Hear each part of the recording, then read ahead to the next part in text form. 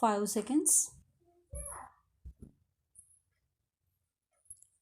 Mr. Speaker, sir, it has been very useful for me to hear the various suggestions made by the honorable members.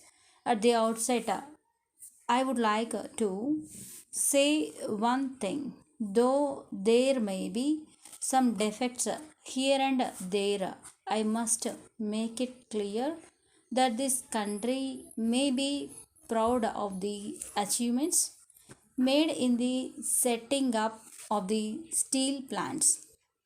It must be remembered that we had a very low level of production when we began our steel plant.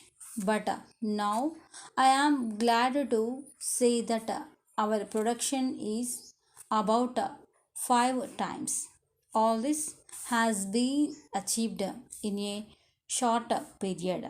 We must bear in mind that if we have to set up such huge plants, it requires a lot of experience which we did not have, but it would not have been right on our part to give up the effort because we had some difficulties.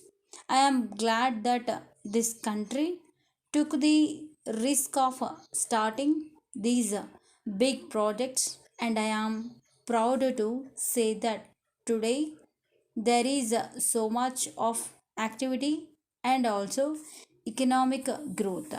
At the same time, I may assure the House that I will always insist on increasing the efficiency of our public sector projects and doing our best so that we may place before the world what a country like ours can do in these things.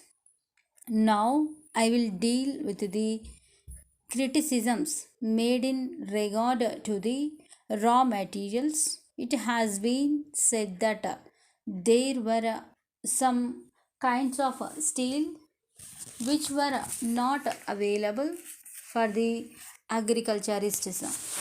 I agree with that criticism. I think it should be our effort to meet the needs of agriculturists.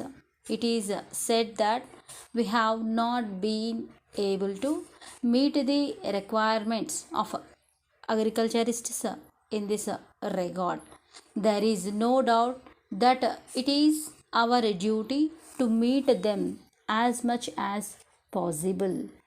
At the same time, I would also appeal to our people that if we can now avoid the use of steel for purposes other than agriculture, it would be better. We can meet the situation of shortage like this if we have the cooperation of the people to put up with some difficulty so that the entire country may benefit.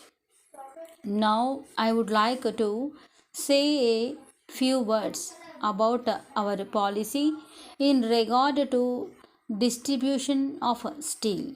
It has been our policy so far to make allocation of steel to the state directorates who in turn distribute such things to the agriculturists and others. So far as I am concerned, I have been trying to increase their allocation in the matter of allocation of steel for small industries as well as for agriculture.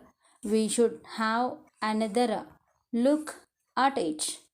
If we can make further increase, it should be made as a matter of fact.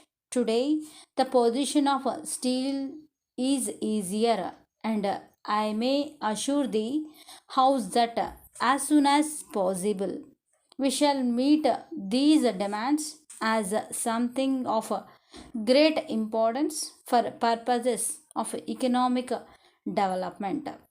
Letter from the Standard Ribbon Works, Mumbai, 2 Messrs. Shaw and Company, Ahmedabad. Dear sirs, in future you need not throw away your worn out typewriter ribbons. We can re-ink them as easily as you can refill your fountain pens.